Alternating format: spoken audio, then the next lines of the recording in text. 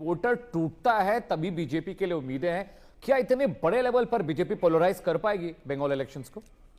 विपिन शर्मा जी। बहुत अहमियत रखता है आपका सवाल अमित जी। और मैं देखिए ये बोलना चाहूँगा, पोलराइजेशन एक बात है और वो मैं बिल्कुल उस बात से इत्तेफाक नहीं रखूँगा कि बीजेपी कामयाब हो जाएगी। इतनी कोई पोलराइजेशन के बलबूते जाके सत्ता पे काबिज हो जाए, ये मुमकिन नहीं है। लेकिन दूसरा जो अहम फैक्टर है, जो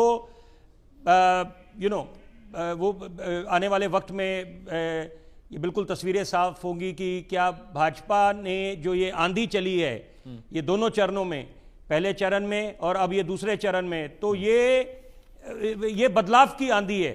तो वो देखिए, जनता अमूमन देखा जाता है, जनता जब भी बढ़ चढ़ कर लोकतंत्र के महापर्व में अपनी भूमिका निभाती है तो वो बोला जाता है एंटी इनकम्बेंसी, सत्ता के खिलाफ वोट है। लेकिन हाल के कुछ सालों में ये ट्रेंड बदला है।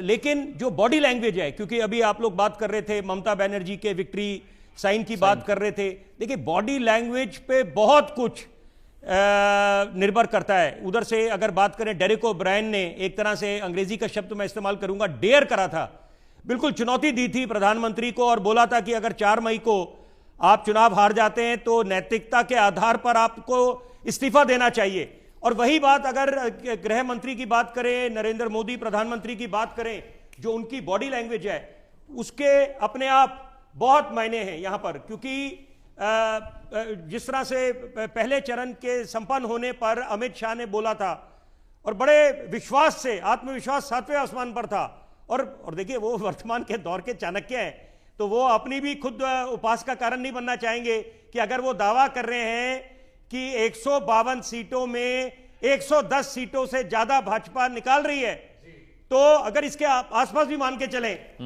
चलें हाइपोथेटिकली 85-90, फिर भी पहले के मुकाबले बहुत बेहतरीन प्रदर्शन रहेगा। ठीक है विपिन। और अंत में जीत जनता की होनी चाहिए, वोटर्स की।